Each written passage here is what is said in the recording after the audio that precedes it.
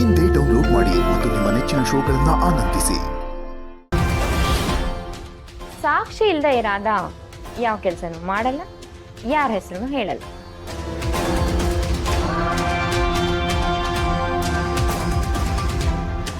ನಿಮ್ಮನ್ನ first time ನೋಡಿದಾಗ್ಲೇ ಏನೋ miss ಹೊಡಿತಿದೆ ಅಂತ ಅನ್ಸಿತ್ತು ಅನಿಕಾ.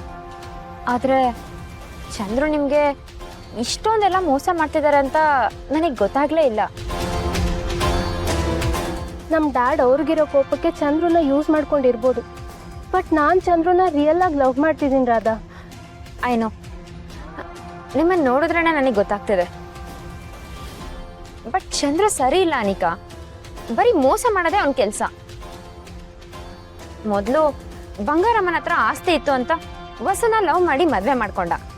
ಇವಾಗ ನೀವು ತುಂಬಾ ಶ್ರೀಮಂತರು ಅಂತ ನಿನ್ನ ಹತ್ರ ಪ್ರೀತಿ ಅನ್ನೋ ನಾಟಕ ಮಾಡ್ತಿದ್ದಾನೆ. ಅವನೆಷ್ಟೇ ನಾಟಕ ಮಾಡಿದ್ರು ನಾನು ಅವನ್ನ ಪಡ್ಕೊಳ್ದೆ ಬಿಡಲ್ಲ. ವೆರಿ ಗುಡ್, ನಾನು ನಿಮ್ಗೆ ಅದಕ್ಕೆ ಸಪೋರ್ಟ್ ಮಾಡ್ತೀನಿ. ನೀವು ಚಂದ್ರನ ಬಂಗಾರಮ್ಮನ ವಿಷಯದಲ್ಲಿ ಬ್ಲ್ಯಾಕ್ ಮೇಲ್ ಮಾಡಿ, ಅವಾಗ ನಿಮ್ಮ ಮಾತು ಕೇಳೇ ಕೇಳ್ತಾರೆ. ಅದನ್ನ ಮಾಡಕ್ಕೆ ಆ ಕಾಳಿ ಬಿಡ್ತಿಲ್ಲ. ಕಾಳಿನ?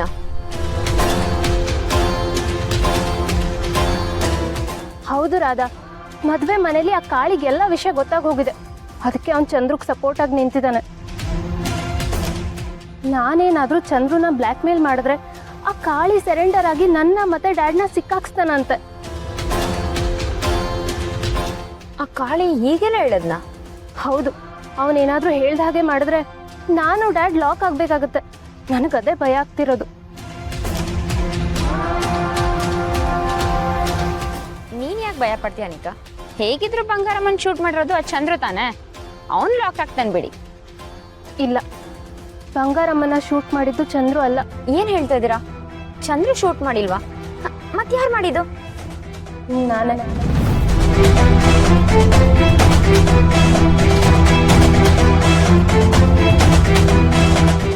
ಚಂದ್ರುಗೆ ಬಂಗಾರಮ್ಮನ ಮೇಲೆ ಗೌರವ ಜಾಸ್ತಿ, ಅದಕ್ಕೆ ಅವನಿಗೆ ಕೆಲಸ ಮಾಡಲ್ಲ ಅಂತ ಹಿಂದೆ ನಿಂತು ನಾನೇ ಫೈರ್ ಮಾಡಿದೆ.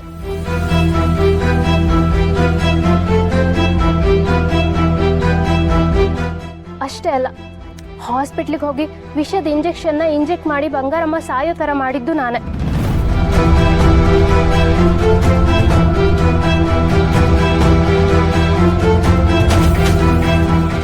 ಈ ವಿಷಯ ಚಂದ್ರಗ್ ಗೊತ್ತಾ? ಇಲ್ಲ, ಇದುವರೆಗೂ ಚಂದ್ರು ಅವನ್ ಶೂಟ್ ಮಾಡಿದ್ದಕ್ಕೆ ಬಂಗಾರಮ್ಮ ಸತ್ತಿದ್ದು ಅಂತ ಅನ್ಕೊಂಡಿದ್ದಾನೆ. ಆದ್ರೆ ಬಂಗಾರಮ್ಮನ ಸಾಯಿಸಿದ್ದು ನಾನು. ವಾರೆ ವಾ, ನಾನು ಬಚಾವಾಗೋದಕ್ಕೆ ಸಖತ್ತಾಗಿರೋ ಆಸ್ತಿನೇ ಸಿಕ್ಕಿದೆ.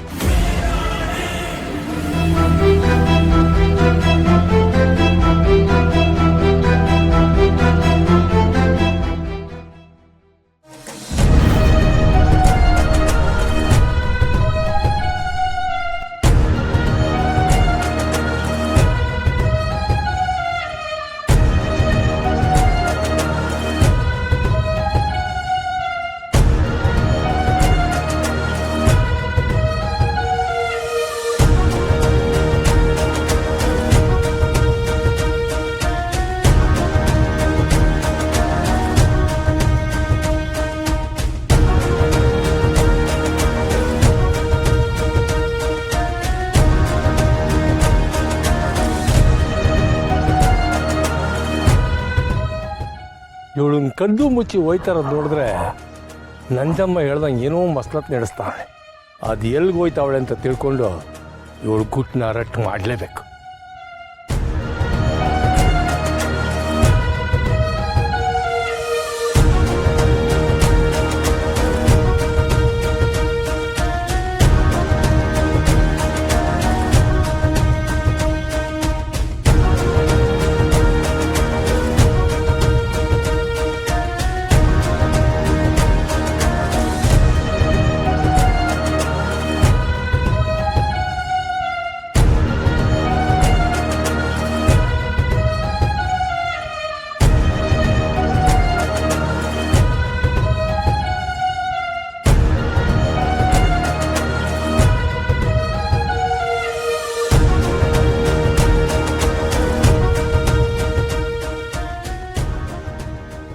ಹಳ್ಳಿ ಬೀಜ ಸಿಕ್ಬಿಟ್ರೆ ಒಂದೇ ಏಟ್ನಾಗೆ ಕಥೆನೆ ಮುಗ್ದೋಯ್ತದೆ. ಯಾವ್ರೆ ಸ್ನೇಹದ ಮಗುನ ಸಾಯಿಸಂತ ಬೀಜ ಆದಷ್ಟು ಬೇಗ ಸಿಗ್ಲಪ್ಪ. ಛೇ, ಇಲ್ಲೇ ಎಲ್ಲ ನೋಡಿದ್ನಲ್ಲ.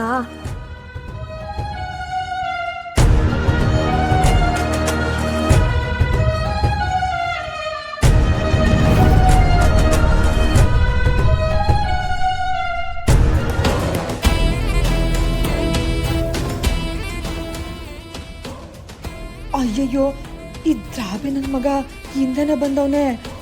ಒಂದ್ ವೇಳೆ ನಾನು ಎಲ್ಲೋಯ್ತೀನಿ ಏನ್ ಮಾಡ್ತೀನಿ ಅಂತ ತಿಳ್ಕೊಳಕ್ ಬಂದವನ ಹೆಂಗೆ?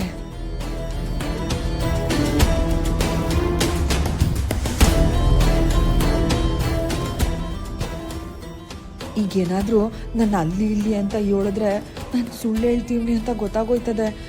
ಏನ್ ಮಾಡೋದು? ಅಯ್ಯೋ,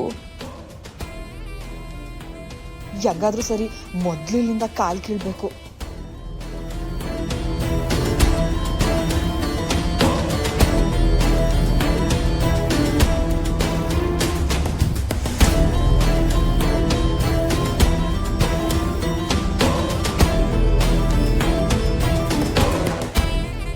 ಇಲ್ಲೇನೇ ಮಾಡ್ತಿದ್ದೆ? ನೀನೇನ ಅಯ್ಯ ಇಲ್ಲಿ? ನನ್ನ ಕತೆ ಹಂಗಿರ್ಲಿ, ಈ ಗಿಡಗಳ ಮಧ್ಯೆ ಏನು ಹುಡುಕ್ತಾ ಇದ್ದೆ? ಹಾಳಾದವನು ಹಿಂದಿಂದನೇ ಬಂದು ಆಗೋ ಕೆಲ್ಸನೂ ಆಗಕ್ ಬಿಡ್ಲಿಲ್ಲ. ಏನ್ ಗೊಣಗ್ತಿದ್ಯಾ? ಕೇಳೋಂಗೆ ಹೇಳು. ಇದೊಳ್ಳೆ ಕತೆ ಆಯ್ತಲ್ಲಯ್ಯ. ನಿನ್ ಕಣ್ ತಪ್ಸಿ ನಾನು ಎಲ್ಲೂ ಬರಂಗೇ ಇಲ್ವಾ? ನಿನ್ ಕಣ್ ತಪ್ಸ್ ಬಂದಿರೋದಕ್ಕೆ ನೀನ್ ಹಿಂದೆ ಬಂದಿರೋದು. ಏನ್ ಕಚಡ ಕೆಲಸ ಮಾಡಕ್ ಬಂದಿದ್ಯ? ಅದು ಬೆಳಗ್ಗೆಯಿಂದ ತಲೆನಾಗ್ ಶೀತ ಸೇರ್ಕೊಂಡು ಸನ್ನಿ ಆದಂಗಾಗಿತ್ತು. ಅದಕ್ಕೆ ಸನ್ನಿ ಸೊಪ್ಪು ಹುಡ್ಕೊಂಡ್ ಬಂದಿದ್ದೆ. ಆಮೇಲೆ ನೀನ್ ಹೇಳೋದನ್ನ ಕೇಳೋಕೆ ನಾನೇನೇನು ಮೂರ್ಖ ಅನ್ಕೊಂಬಿಡಿಯಾ? ದಿಟ ಹೇಳು, ಏನು ಹುಡುಕ್ತಿದ್ದೆ ಅಂತ. ದಿಟ್ಟವಾಗ್ಲೂ ನನ್ ಸನ್ನಿ ಸೊಪ್ಪನೆ ಹುಡ್ಕೊಂಡ್ ಬಂದಿದ್ದು. ನಿನ್ ತವ ಮಾತಾಡ್ತಿದ್ರೆ ನನ್ ತಲೆನೋವು ಇನ್ನೂ ಹೆಚ್ಚಾಯ್ತದೆ ಆತೆಯ. ಇದೊಳ್ಳೆ ಕತೆ ಆಯ್ತು. ಮೆಸ್ನಾಗೂ ಇರೋಂಗಿಲ್ಲ, ಮನೆನಾಗೂ ಇರೋಂಗಿಲ್ಲ, ಹಿಂಗ್ ಬೀದಿಲ್ ಬಂದು ನಿಂತ್ಕೊಳಂಗಿಲ್ಲ. ಒಳಗ್ ತಿಕ್ಲನ್ ಸಾವಸ ಆಯ್ತಲ್ಲ ನಂಗೆ. ಹೋಗು ಹೋಗು, ಒಂದಲ್ಲ ಒಂದಿನ ಪರ್ಮನೆಂಟ್ ಆಗಿ ಕಳಿಸ್ಬಿಡ್ತೀನಿ ನಿನ್ನ.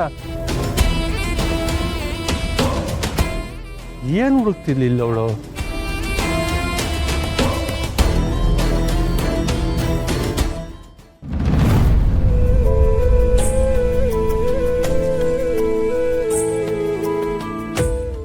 ಆದ್ರೆ ನಿಮ್ ಮಗಳು ಇಷ್ಟು ವರ್ಷ ಬದುಕಿರೋದಕ್ಕೆ ಕಾರಣನೇ ಅವರಲ್ವಪ್ಪ.